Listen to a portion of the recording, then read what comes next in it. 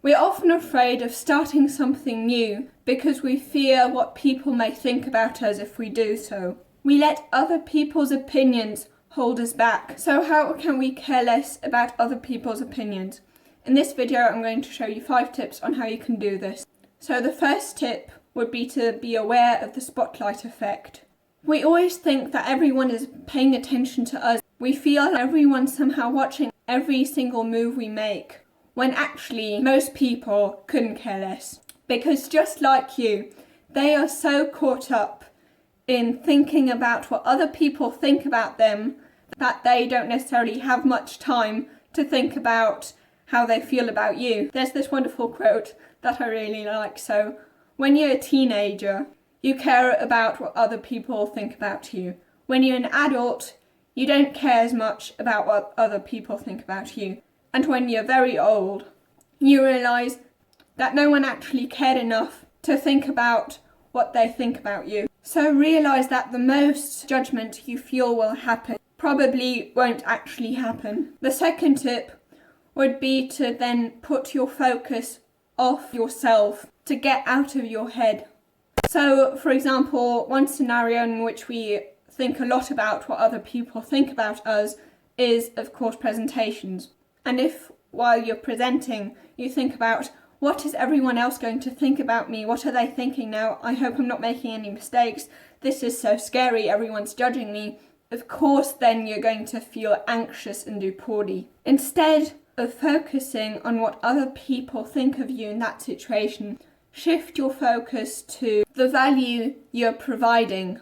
Because if you focus on the value you're providing, then you don't care as much about what other people think of you, because you're distracting yourself from the thoughts of what other people may think of you. And in general, less overthinking makes us perform way better overall in any given field. One way to get out of your head is to get into a state called the flow state, and that would be the third tip. When you're in a flow state, you're so immersed in the activity you're currently doing that there's no space in your head to actually think about yourself. You kind of lose yourself in the activity because you're so engaged in that activity. And the reason why we feel that way in a flow state is because if you look at brain scans, during a flow state, our prefrontal cortex is shut off. This is also referred as a state of hypofrontality. That makes us less anxious because the prefrontal cortex, what makes us very depressed and anxious, is this area where we overthink. For example, back in the days, and I don't recommend doing that because our prefrontal cortex is very important, especially for planning. But back in the days when they did lobotomies, the reason why they did lobotomies was because they noticed that if people had their prefrontal cortex removed, they'd be less depressed and less anxious. And one form of anxiety, of course, is also social anxiety, thinking too much about what other people think about you. And then the fourth tip would be to give yourself more internal validation. Because the reason why you're seeking so much external validation is often to make up for your lack of self-esteem.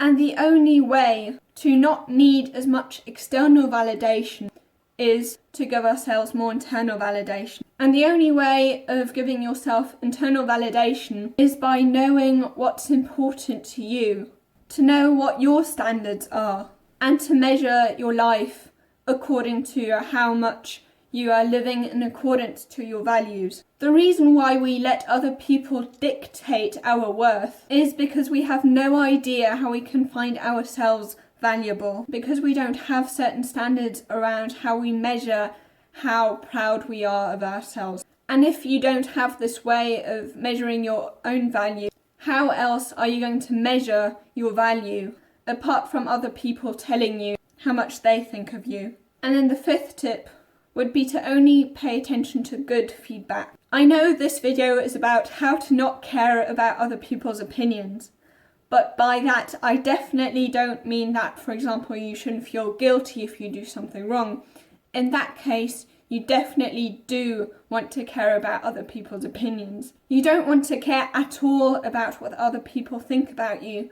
because in some ways maybe they may be right about a weakness of yours that you can work on. And if you simply ignore that people are telling you that, then you're not learning the useful lesson that you ought to learn. The only way to improve is to listen to good advice. The key is, however, to filter out the useful advice from the negative advice that isn't going to help you in any way. So, how can we tell useful feedback from negative feedback? Well, of course, people offending you, as in saying you're an idiot, of course that definitely isn't good feedback, so there you already know that it isn't. But the second criteria is a quote by Brené Brown, which basically says that we should only value the opinion of people that also put themselves out there, that are also in the game, who have just as much experience as you or even more experience than you. Because those are the people who aren't just criticising you because they want to feel better about themselves. Now, I suppose that if you have this problem of caring about what other people think about you, that you may be, just like me, a people pleaser. If that is the case, you can watch this video on how to stop people pleasing.